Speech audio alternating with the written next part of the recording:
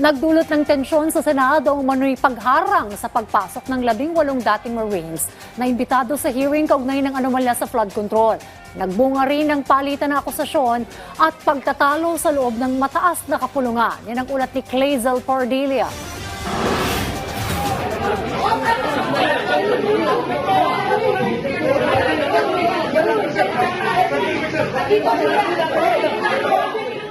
Ang gitgitan, tulakan at balyahan na yan, panibagong gulong pumutok sa Senado kaninang umaga.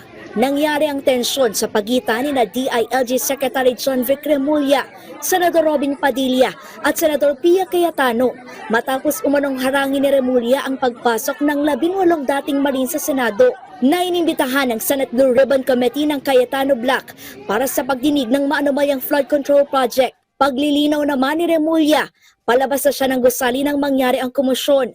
Paano raw niya pipigilan ang mga dating Marines, gayong mag-isa lang siya? Pinapunta ni Acting Senate President Win Gatchalian si Remulla para tiyakin ang kaayusan sa Senado.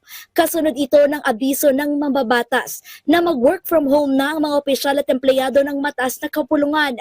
Pinauwi rin ang mga nakapasok na on-site. Wala naman daw kasing nakatakdang aktibidad sa araw na ito. Tanging ang Office of Sergeant at Arms at Maintenance and General Services Bureau ang nasa shifting schedule ang pinapasok. Wala tayong hearing today. Kaya giit ni Senator Erwin Tulfo na tumatayong bagong chairperson ng Blue Ribbon Committee sa ikinasang investigasyon ng Cayetano Block. Talagang pambabastos, disregard of the rules ng grupo na yan.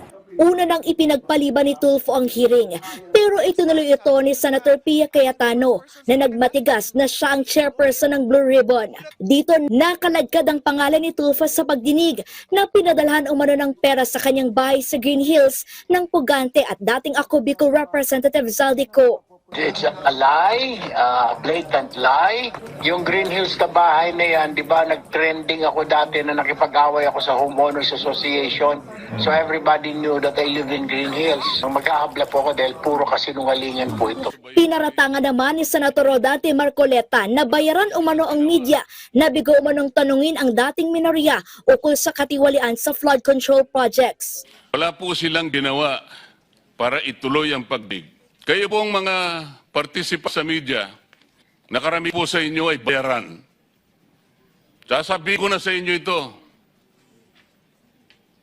Meron po bang nagsalita sa kanila? Agad naman niyang binawi ng mambabatas. I'm coming from deep frustration. Mariing kinondena ng Senate media at tinawag na irresponsable ang pahayag ni Marcoleta. Malisyoso anya ang sinabi ni Marcoleta at hindi patas para sa mga alagad ng media na handang ibuwis ang buhay. Maibahagi lamang ang mahalagang impormasyon at nangyayari sa Senado. Tumagal man ng ilang oras ang pagdinig ng Cayetano Block sa flood control anomaly. Hindi raw ito kikilalanin dahil giit ng Gatchalian Block. 10 lang sila, numbers game tayo dito, di ba? Majority rules. Majority kami, malas nila, 10 sila, 12 kami.